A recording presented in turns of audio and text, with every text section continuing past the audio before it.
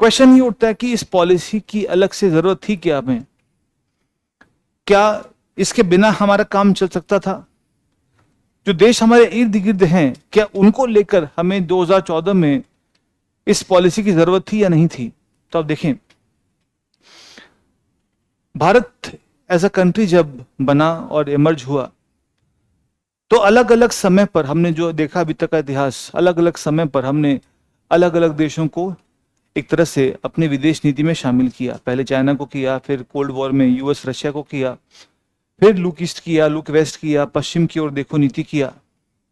इस पूरे क्रम में एक समय ऐसा आता है गुजराल का 97 में कि हाँ, गुजराल की हमने बात की, लेकिन उसके बाद आप देखोगे कि हमारे जो संबंध हमारे नेबर्स के साथ थे उसमें काफी गिरावट आ रही थी। एग्जाम्पल ये है कि नेपाल गए हुए किसी प्राइम मिनिस्टर को 28 साल हो गए थे, श्रीलंका गए हुए 20 साल हो गए थे, भूटान बहुत साल के बाद कोई गया ही नहीं था प्राइम मिनिस्टर। इंडिया के वैश्विक जो एजेंडा थे कि हमको अमेरिका से, रशिया से, यूके से, फ्रांस से, इंडो पैसिफिक से संबंध बनाने हैं, इस पूरे क्रम में कहीं ना कहीं हमारे जो नेबर्स थे वो हमसे छूट रहे थे। इसे गलत सही नहीं कह रहा मैं, ये कह रहा हूं कि एक समय ऐसा आया कि आपके पास जो संसाधन सीमित हैं, आपके पास एक एजेंडा है, एक फोकस है, उस फोकस में कहीं ना कहीं ये पता चला कि हमारे नेबर्स को लगा कि भारत ने हमें एक तरह से त्याग दिया है, और इस कारण से नेपाल में जो ट्रांजिशन हुआ माओवादियों का, श्रीलंका में राजपक्षे ने चीन की ओर अपना कदम बढ़ाया, बांग्लादेश में शेख हसीना के द्वारा भी चीन से संपर्क बने जा रहे थे, तो हमें लगा कि हमें अपने नेबर्स को दोबारा साथ लेके आना और बताना है कि हमने आपको त्यागा नहीं है, आप हमारी विदेश नीति पहले आते हैं। तो विदेश नीति में आपको पहला स्थान मिलेगा, ये बताने के लिए इस पॉलिसी को लाना बहुत जरूरी था। और इसके बाद प्राइम मिनिस्टर ने नेपाल भूटान से अपनी यात्रा को शुरू किया। नेपाल गए हुए 28 साल हो गए थे। श्रीलंका 87 में राजीव गांधी गए थे। उसके बाद से मनमोहन सिंह जी गए थे, लेकिन तब गए थे जब वहां पर कॉमनवेल्थ गेम्स या कॉमनवेल्थ कंट्रीज की मीटिंग थी। श्रीलंका में वैसे नहीं गए थे कि श्रीलंका से बात करनी है, जैसे अभी हमारे विदेश मंत्री पाकिस्तान गए एससीओ की समिट के लिए, तो पाकिस्तान की यात्रा उसको वैसे नहीं बोला जाएगा, वो क्या है, एससीओ की समिट में बोला जाएगा। पाकिस्तान की यात्रा तब होती कि हम पाकिस्तान से मिलने जा रहे होते। तो 87 में राजीव गांधी जी श्रीलंका गए थे, उसके बाद से कोई प्राइम मिनिस्टर श्रीलंका गया ही नहीं। और श्रीलंका के इस गैप से देखो, पीएम के जाने से बहुत फर्क पड़ता है। प्राइम मिनिस्टर के जाने से उस देश के फॉरेन पॉलिसी में उसका महत्व सामने आता है। उस देश में एक व्यू आता है कि हाँ, इंडिया और हमारे बीच में अच्छे संबंध हैं, कि राष्ट्राध्यक्ष या सरकारों के अध्यक्ष का लेन देन हुआ है।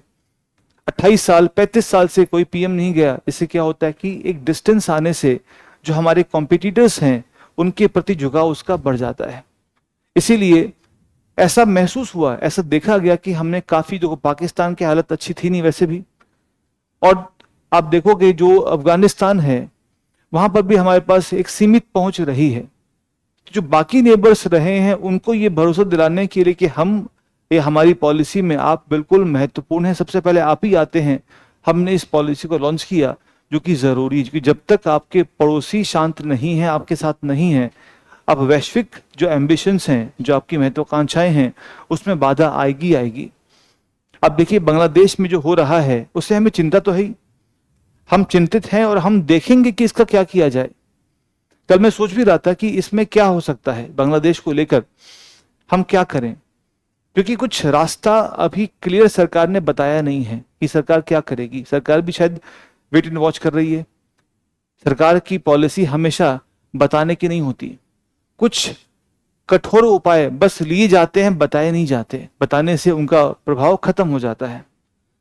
जो भी बांग्लादेश में इस्कॉन में हुआ उससे लोगों में एक आक्रोश है, उससे इंडिया बांग्लादेश में कल एक बांग्लादेशी प्रोफेसर ने पता क्या बोला कि पाकिस्तान से हम जो जेट्स हैं अच्छी क्वालिटी के उसको परचेज करें, और असम में हम जो विद्रोही हैं उसको सपोर्ट करें। ये वो टीवी पे कह रहा है। तो बांग्लादेश में अभी से शुरू हो गया कि बांग्लादेश के एक्सपर्ट टीवी पे कह रहे हैं कि हम पाकिस्तान से जेट लेंगे, नॉर्थ ईस्ट में टेंशन फैलाएंगे और भारत को झुकाएंगे। तो ये चिंता की बात तो है, लेकिन इसका समाधान निकल जाएगा, क्योंकि पहले भी ऐसा हुआ। जब पाकिस्तान खुद जेट होकर भी, हालांकि अब देखो दिक्कत की बात तो यह है कि दोनों तरफ पाकिस्तान से बन जाएगा। पहले एक पाकिस्तान था, अब दूसरा बनने से समस्या आएगी, लेकिन इसका भी समाधान निकलेगा, क्योंकि हमने तब भी इसको झेला है, 47 से 1971 तक झेला तो है। तो यहां पर हमारे सामने चैलेंज है, इसीलिए उस समय भी हमने कहा कि हम नेबरहुड को एक प्राथमिकता देंगे, और इस दृष्टिकोण से हमने इस पॉलिसी को शुरू किया। पहली बात तो ये। दूसरी बात, इस पॉलिसी में क्या होगा, किन बातों पर सरकार का फोकस होगा। देखो पहली चीज तो ये है कि क्या कारण है कि हमारे नेबर्स और हमारे संबंध में वो मजबूती नहीं है। शायद एक चीज तो ये कि हमारे बीच कोई कनेक्टिविटी नहीं है। अगर आप देखेंगे ऐसा रास्ता होता रोड का, रेल का, जिससे हम सारे नेबर्स को जोड़ पाते, अभी तक ऐसा बिल्कुल भी नहीं है। इंडिया बांग्लादेश में है, इंडिया श्रीलंका में, लेकिन आपस में जो कनेक्टिविटी होनी चाहिए वो अभाव है। तो भारत क्या करे, एक काम तो ये कर सकता है कि कनेक्टिविटी को मजबूत करे। आप देखिए बांग्लादेश से हमारी अच्छी कनेक्टिविटी है, बट नेपाल तक अभी भी ट्रेन सर्विस अभी शुरू हुई है, नेपाल इंडिया के बीच में। तो भारत को नेबर के साथ में मजबूत जो कनेक्टिविटी है उसको बढ़ाने की जरूरत है। भारत के लिए जरूरी है कि जितने भी मसले हमारे पेंडिंग हैं, जितने भी हमारे मसले लंबित हैं, जहां तनाव है, चाहे भूमि का हो, पानी का हो, नदी का हो, उसको तुरंत सॉल्व करे, और किया भी गया। 2014 में पॉलिसी आई, और 2015-16 में क्या किया, बांग्लादेश के जो भूमि का विवाद था उसको सॉल्व किया, उसको लैंड दे दिया।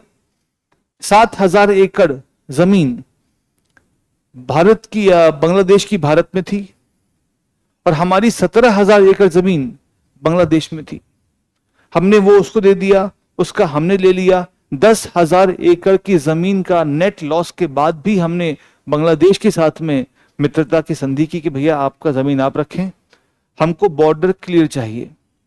और कहने का मतलब यह है कि जो लैंड का विवाद है वो सॉल्व हो सकता है, बड़ी बात नहीं है, लेकिन तब होगा जब देश साथ मिलकर बराबरी से बात करेंगे। जबरन, युद्ध से, हिंसा से, आतंकवाद से लैंड लेना असंभव है। तो भारत ने बांग्लादेश के साथ में, नेपाल के साथ में जो भी हमारे मसले हैं उसको सॉल्व करें, कनेक्टिविटी को इंप्रूव करें। भारत वैसे भी अपने बजट में काफी सारा पैसा देता ही है, उसको हम जारी रखें। एक बात और है, हम पे यह आरोप है कि आपके वादे बड़े होते हैं किंतु आपका जो क्रियान्वयन है वो धीमा होता है।